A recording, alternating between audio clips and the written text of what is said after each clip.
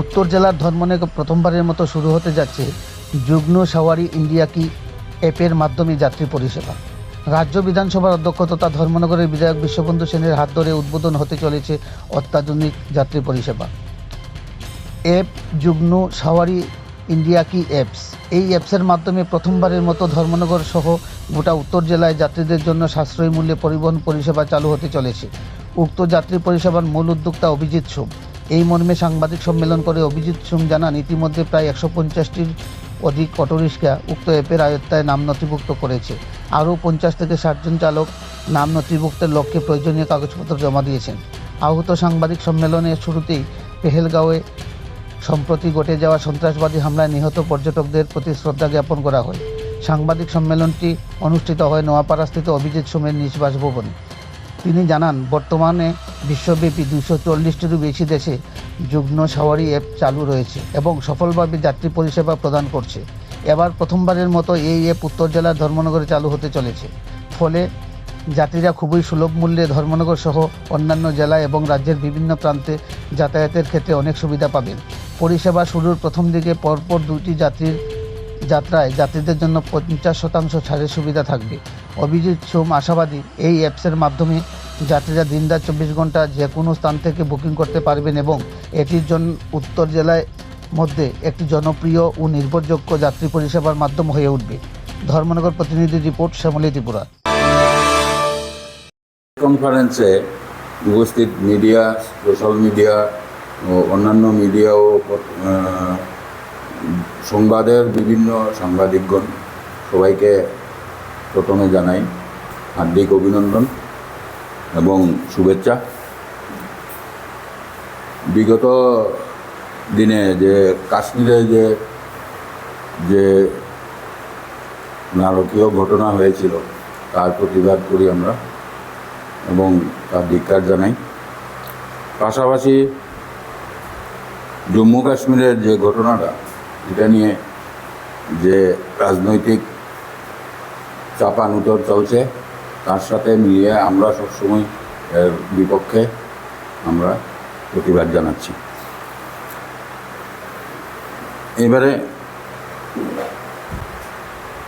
ধর্মনগরের আপামর জনসাধারণ ও এই প্রিয় শহর ধর্মনগরের সকল সদস্যদের আমরা অভিনন্দন জানাই ও নববর্ষের তৃতীয় শুভেচ্ছা। পাশাপাশি আমাদের এই একটা প্রয়াস, ছোট্ট একটা প্রয়াস, যুগ্ন একটা মোবিলিটি অ্যাপ। এই অ্যাপের মাধ্যমে আপনারা যারা স্বাচ্ছন্দ্যে চলাফেরার জন্য ঘরে বসেই সুযোগটা নিতে পারেন।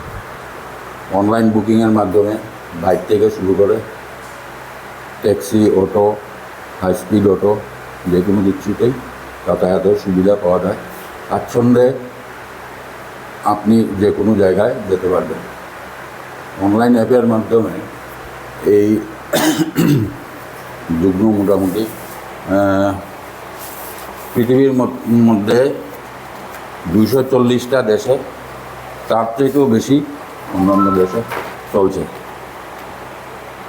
এই অ্যাপটা সর্বত্র চলছে।